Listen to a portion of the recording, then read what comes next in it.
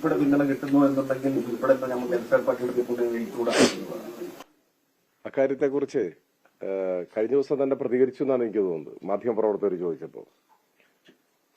ഈ വിഷയത്തിൽ തെരഞ്ഞെടുപ്പിന്റെ തുടക്കത്തിൽ തന്നെ, ഈ പ്രത്യേക പിന്തുണ പ്രഖ്യാപിക്കുന്ന സാഹചര്യത്തിലല്ല, തെരഞ്ഞെടുപ്പിന്റെ തുടക്കത്തിൽ തന്നെ അസന്നിഗ്ധമായി നിലപാട് പറഞ്ഞ ഒരാളാണ് ഞാൻ. നിങ്ങൾ ആരുടെ വോട്ട് സ്വീകരിക്കും, ആരുടെയൊക്കെ സ്വീകരിക്കില്ല എന്ന കാര്യത്തിൽ ഒരവ്യക്തതയോ ഒരാശങ്കയോ ഞാൻ ബാക്കി വെച്ചിട്ടില്ല. തെരഞ്ഞെടുപ്പ് സമയമാണ്, സ്ഥാനാർത്ഥിയാണ് എന്ന പരിമിതി എനിക്ക് ഉണ്ടായിട്ടുമില്ല.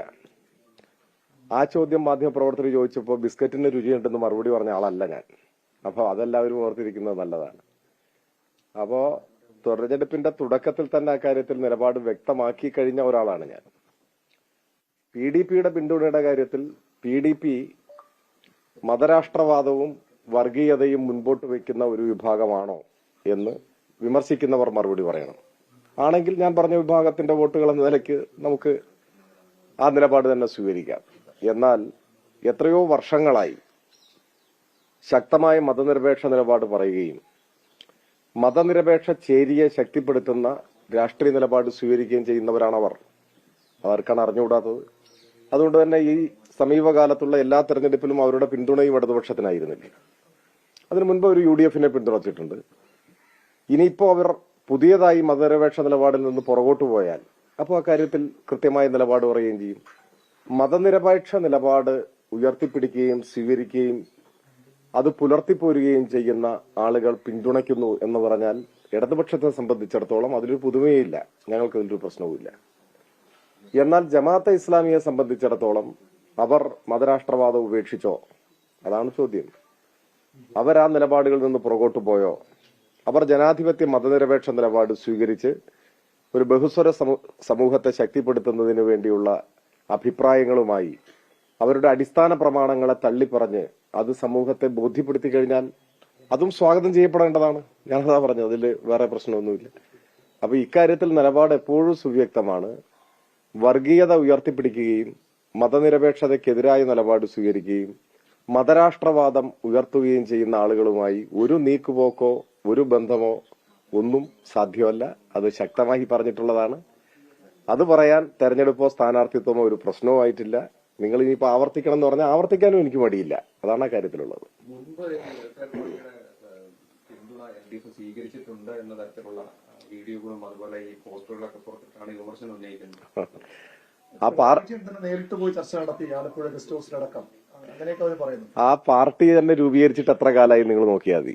പിന്നെ മുഖ്യമന്ത്രിയായി നിൽക്കുന്ന ഒരാൾ, അല്ലെങ്കിൽ മുഖ്യമന്ത്രി ആവണമെന്നില്ല, ആ നിലയിലൊക്കെ ഉയർന്നു നിൽക്കുന്ന ഒരാളെ ആരൊക്കെ വന്ന് കാണുന്നുണ്ടാവും. ഇപ്പൊ നിങ്ങള് മുഖ്യമന്ത്രിയെ കാണാൻ പോയി ഒരു നിവേദനം കൊടുക്കാനോ അല്ലെങ്കിൽ എന്തെങ്കിലും ഒരു അവലാതി പറയാനോ പോയി, എന്നിട്ട് നിങ്ങൾ അവിടുന്ന് ഒരു ഫോട്ടോ എടുത്തിട്ട് പിന്നെ പ്രചരിപ്പിക്കുകയാണ് ഞാനും മുഖ്യമന്ത്രിയും തമ്മിൽ ചർച്ച നടത്തിയെന്ന് പറഞ്ഞാൽ അതിനൊന്നും യാതൊരു വിധത്തിലുള്ള പ്രാധാന്യവുമില്ല. പിന്നെ ഇവരുടെ നിലപാട് മുമ്പെന്തായിരുന്നു എല്ലാവർക്കും അറിയുന്നല്ലേ. ഇപ്പൊ സ്കൂൾ വിദ്യാർത്ഥിയായിരിക്കുന്ന കാലം മുതൽ എനിക്ക് ഈ വിഭാഗത്തെ ഓർമ്മയുണ്ട്. അവർ രാഷ്ട്രീയ പാർട്ടി രൂപീകരിച്ചിട്ട് അധികമായില്ല എന്നും നമുക്കറിയാം. അന്നൊക്കെ അവർ സ്വീകരിച്ചിരുന്നത് ആളെ നോക്കി വോട്ട് ചെയ്യുന്നതായിരുന്നു, സ്ഥാനാർത്ഥിയെ നോക്കി വോട്ട് ചെയ്യും. എന്നാൽ നിങ്ങൾ മറന്നുപോയോ? ഓരോ മണ്ഡലത്തിലെയും സ്ഥാനാർത്ഥിയെ നോക്കി ഞങ്ങൾ വോട്ട് ചെയ്യും. അങ്ങനെ ഒരു നിലപാടാണ് സ്വീകരിച്ചത്. അപ്പൊളിറ്റിക്കലായ ഒരു നിലപാട്, തീർത്തും അരാഷ്ട്രീയമായ ഒരു നിലപാട് അവർ സ്വീകരിച്ചിട്ടുണ്ട്. എന്നിട്ട് അവര് കേരളത്തിൽ ബഹുഭൂരിപക്ഷം മണ്ഡലങ്ങളിൽ UDFന് വോട്ട് ചെയ്യും. ചില മണ്ഡലങ്ങളിൽ അവർ LDF സ്ഥാനാർത്ഥിക്ക് പിന്തുണാന്നും പറഞ്ഞിട്ടുണ്ട്. ലോക്സഭാ തെരഞ്ഞെടുപ്പിലും നിയമസഭാ തെരഞ്ഞെടുപ്പിലും അതായിരുന്നു അവരുടെ ശൈലി. ഓരോ മണ്ഡലത്തിനനുസരിച്ച് ഞങ്ങൾ നിലപാട് സ്വീകരിക്കും. അങ്ങനെ പറഞ്ഞ സമയത്ത് ആ കൂട്ടത്തിൽ ചിലപ്പോൾ ചില LDF സ്ഥാനാർത്ഥികളെ പിന്തുണയ്ക്കുന്നു എന്ന് പറഞ്ഞിട്ടുണ്ടാവാം. അതിങ്ങനെ ഒരു പൊതു രാഷ്ട്രീയ പിന്തുണ കൊടുക്കുന്നതിന്റെ ഭാഗമൊന്നുമില്ല. ഇത് ആ നിലയിലല്ല പരിഗണിക്കപ്പെടുന്നതും. അങ്ങനെയുള്ള എന്തെങ്കിലും കാര്യമായിരിക്കും അവർ പറയുന്നത്. അവർ രാഷ്ട്രീയ പാർട്ടി രൂപീകരിച്ച് പ്രവർത്തിച്ച് മുന്നോട്ട് വന്നതിന് ശേഷം ഇപ്പൊ കഴിഞ്ഞ അസംബ്ലി തെരഞ്ഞെടുപ്പിൽ, ആ തെരഞ്ഞെടുപ്പിൽ ഞാനൊരു സ്ഥാനാർത്ഥിയായിരുന്നല്ലോ. ആ തെരഞ്ഞെടുപ്പിൽ ഞാൻ കണ്ടത് എല്ലാ UDF ഇലക്ഷൻ കമ്മിറ്റി ഓഫീസുകളുടെയും മുന്നിൽ UDF ഘടകകക്ഷികളുടെ കൊടികൾ കെട്ടിയതിന്റെ ഇടയിൽ ഇവർ പോയിട്ട് ഇവരുടെ കൊടിയും കെട്ടി. അവരത് അഴിപ്പിച്ചിട്ടുമില്ല. അപ്പോൾ ഒരു അപ്രഖ്യാപിത ഘടകകക്ഷിയായിട്ട് പ്രവർത്തിച്ചു വരികയാണ്. അതുകൊണ്ടാണ് ഞാൻ ചോദിച്ചപ്പോൾ പറഞ്ഞത് ഇതിൽ പുതുമയില്ല, പുതിയൊരു കാര്യമില്ല. അവർ കഴിഞ്ഞ തെരഞ്ഞെടുപ്പിൽ പിന്തുണതാണ്, ഈ തെരഞ്ഞെടുപ്പിൽ അത് ആവർത്തിക്കുന്നു എന്നേ ഉള്ളൂ. അതിലൊരു കാര്യം ഞാൻ പ്രശ്നമായിട്ട് കണ്ടിട്ടില്ല. ഞാൻ അതിനൊന്നും ഇവരെയൊന്നും വിമർശിച്ചിട്ടുമില്ലല്ലോ. നിങ്ങൾ ചോദ്യം ചോദിച്ചപ്പോൾ ചോദ്യത്തിന് മറുപടിയായി അവർ ഉയർത്തിപ്പിടിക്കുന്ന നിലപാട് മതനിരപേക്ഷതയെ ശക്തിപ്പെടുത്തുന്ന നിലപാടല്ല എന്ന പൊതുവിമർശനം പറഞ്ഞേ ഉള്ളൂ. അവരാർക്ക് പിന്നോടുത്താൽ നമുക്ക് അത് നമ്മൾ തദ്ദേശ സ്ഥാപനങ്ങളിലും വെൽഫെയർ പാർട്ടിയും LDF-ഉം ഒരു സഖ്യകക്ഷിയെ പ്രവർത്തിക്കുന്നുണ്ട്. സീറ്റ് ധാരണ മത്സരിക്കുന്നില്ല പരസ്പരം മത്സരിക്കുന്നു എന്ന് പറഞ്ഞാൽ സീറ്റ് ധാരണയല്ലല്ലോ, പരസ്പരം ഏറ്റുമുട്ടലിൽ മത്സരിക്കുന്നത്.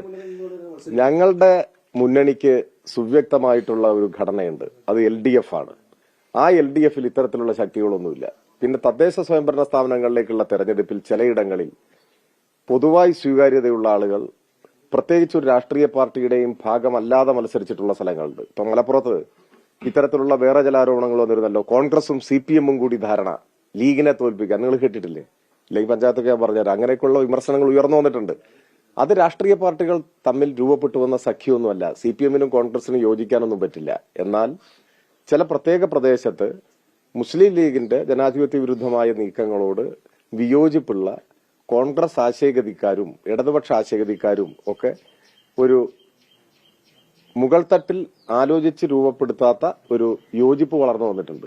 അതിന്റെ ഭാഗമായി ചിലപ്പോൾ പ്രത്യേകിച്ച് ഒരു പാർട്ടിയിലും അങ്ങനെ ഭാരവാഹിത്വം ഒന്നും വഹിക്കാത്ത ഒരാൾ സ്ഥാനാർത്ഥിയായി നിൽക്കുകയും എല്ലാവരും വോട്ട് ചെയ്യുകയൊക്കെ ചെയ്തിട്ടുണ്ടാവും. അതൊക്കെയാണ് ഈ പറഞ്ഞ മലപ്പുറം ജില്ലയുടെ ചില ഭാഗങ്ങളിൽ ഉണ്ടായിട്ടുള്ളത്. അത്തരത്തിൽ ഏതെങ്കിലും തരത്തിൽ പ്രാദേശികമായി പൊതുവായി വലിയ പ്രാദേശിക വിപത്തായി ഉയർന്നു വരുന്നവർക്കെതിരായ തെരഞ്ഞെടുപ്പ് വികാരങ്ങൾ വന്നിട്ടുണ്ടോ എന്നുള്ളത് നമുക്ക് പരിശോധിക്കാവുന്നതാണ്. അതിനെ ഒന്നും ഒരു രാഷ്ട്രീയ പാർട്ടികൾ തമ്മിലുള്ള ബന്ധമായോ മുന്നണിയായോ മുന്നണിയിലെ ഘടകകക്ഷിയായിട്ടോ പറയാൻ പറ്റില്ല. ഞാൻ പറഞ്ഞത് അത്തരം വിഷയങ്ങളെയല്ല. ഞാൻ പറഞ്ഞത് സംസ്ഥാന നിയമസഭയിലേക്ക് തെരഞ്ഞെടുപ്പ് നടക്കുമ്പോൾ 140 നിയമസഭാ മണ്ഡലങ്ങളിലും UDF-ന്റെ ഘടകകക്ഷികൾക്കിടയിൽ കൊടികെട്ടിക്കൊണ്ട് ഞങ്ങൾ നിങ്ങളോടൊപ്പമാണ് എന്ന് പ്രഖ്യാപിക്കുകയും നിങ്ങൾ ഞങ്ങളെ ഔദ്യോഗികമായി എടുത്തില്ലെങ്കിലും നാളെ എന്തെങ്കിലും നിങ്ങൾ എടുക്കും എന്ന പ്രതീക്ഷയിൽ നിൽക്കുകയും ചെയ്ത ഒരു വിഭാഗമാണ്.